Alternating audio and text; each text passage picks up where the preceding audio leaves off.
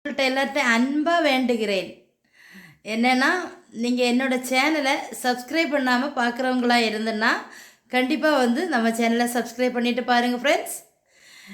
பெல்லைக்கனை click பண்ணுங்கள்.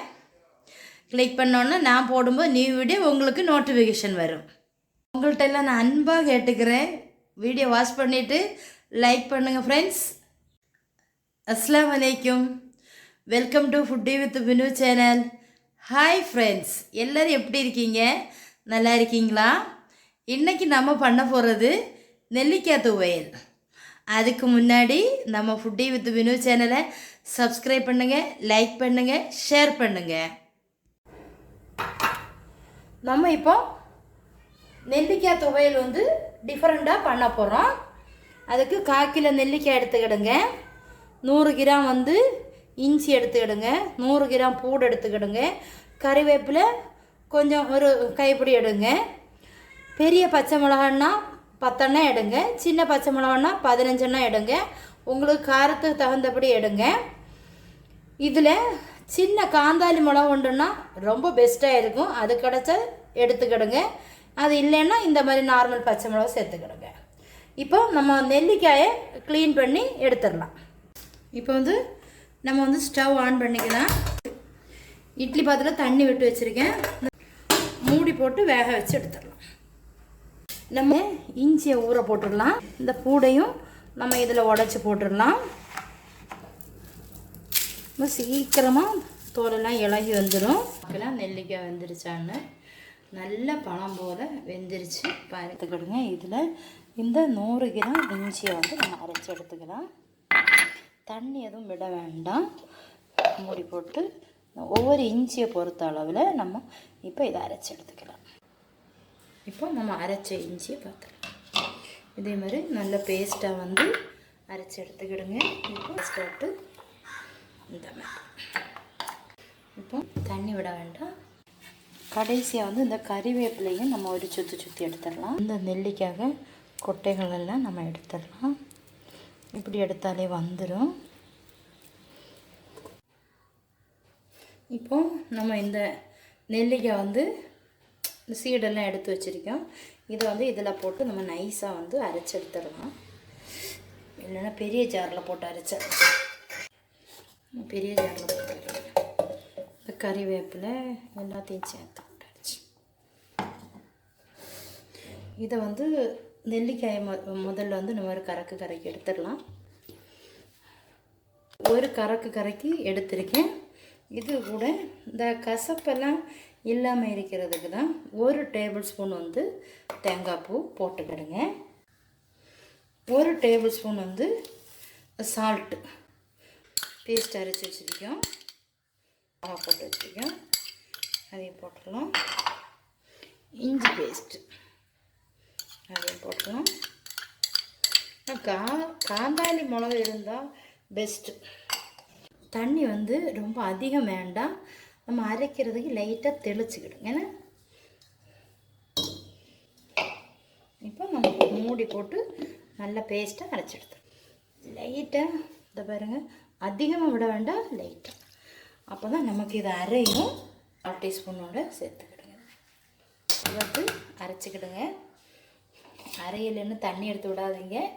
கொஞ்சம் தெளித்து அப்படி அரைக்கணும். கறக்கோட்டை கறக்கிட்டு வந்துடுறேன். பாருங்கள், நல்லா அரைஞ்சிடுச்சு. இந்த மாதிரி எடுத்துக்கிறேன். ஸ்டவ் வந்து ஆன் பண்ணிக்கலாம். ஆனால் கொஞ்சம் கனமான இரும்பு கடாய் பார்த்து வச்சுக்கிடுங்க. நல்லா ஹீட் ஆகட்டும். 100 கிராம் வந்து நல்லெண்ணெய் வந்து எடுத்திருக்கேன். இப்போ நம்ம ஆயில் வந்து ஹீட் ஆகிடுச்சு. நம்ம வந்து கடுகு போட்டுடலாம். கடுகு போட்டதும் ஒரு 15 பல்லு பூடு எடுத்து வச்சுருக்கேன். இதில் போட்டுடலாம். கடுகு போட்டுக்கிடுங்க. இதில் நம்ம அரைச்சி வச்சுருக்கக்கூடிய நெல்லிக்காய் பேஸ்ட் எல்லாம் போட்டுடலாம்.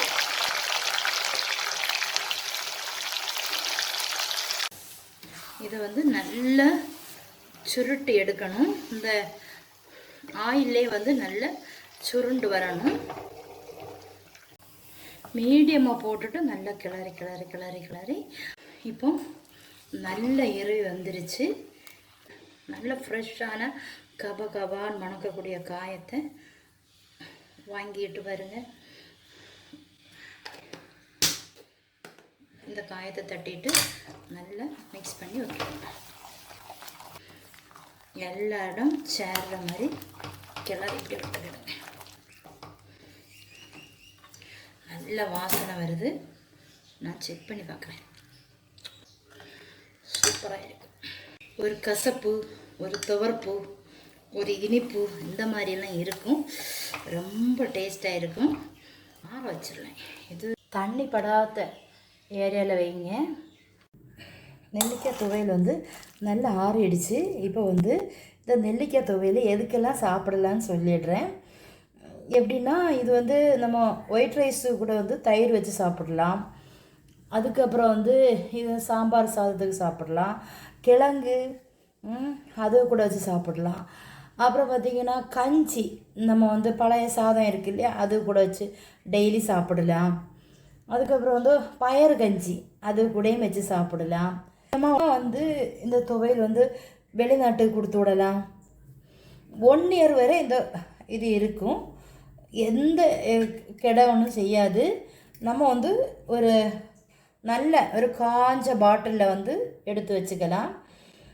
கண்ணாடி பாட்டிலை வந்து யூஸ் பண்ணுறது நல்லது. இல்லைன்னா ஸ்டீல் பாத்திரம், அதில் வந்து நம்ம டெய்லி யூஸ் பண்ணுற மாதிரி எடுத்து வச்சுட்டு மீதியை ஃப்ரிட்ஜில் நம்ம ஸ்டோர் பண்ணுற மாதிரி வைக்க போகிறோம். இப்போ பாருங்கள், நான் நல்லா காஞ்ச பாத்திரம் எடுத்து ஒன்றுமே செய்யாது. எவ்வளோ விளையாட்டு நான் அடைச்சி வச்சுட்டு ஃப்ரிட்ஜில் ஸ்டோர் பண்ணதுக்கு. அப்போ தான் வந்து நமக்கு கெடாமல் இருக்கும். கேஸ் டபுள் ப்ராப்ளம் உள்ளவங்க வந்து இதை அடிக்கடி எடுத்துக்கலாம். நெஞ்செரிச்சல் உள்ளவங்க சாப்பிடலாம். எதை பார்த்தாலுமே நமக்கு வந்து குமட்டிகிட்டே இருக்கும். இது வேண்டான்னு தோணும். அந்த மாதிரி இருக்கும்போது இதில் ஒரு 1/2 ஸ்பூன் எடுத்து சாப்பிட்டு தண்ணி குடிக்கலாம். நெல்லிக்காய் துவையலுக்கு மகத்துவம் தெரிஞ்சுன்னா கண்டிப்பாக நீங்கள் வந்து வாரந்தோறும் இதை ட்ரை பண்ணி நீங்கள் சாப்பிடுவீங்க. கண்டிப்பாக எல்லோரும் ட்ரை பண்ணி பாருங்கள். இன்ஷா அல்லாஹ் அடுத்த நல்ல ரெசிபி மாட்டு நம்ம சந்திக்கலாம். அஸ்ஸலாமு அலைக்கும்.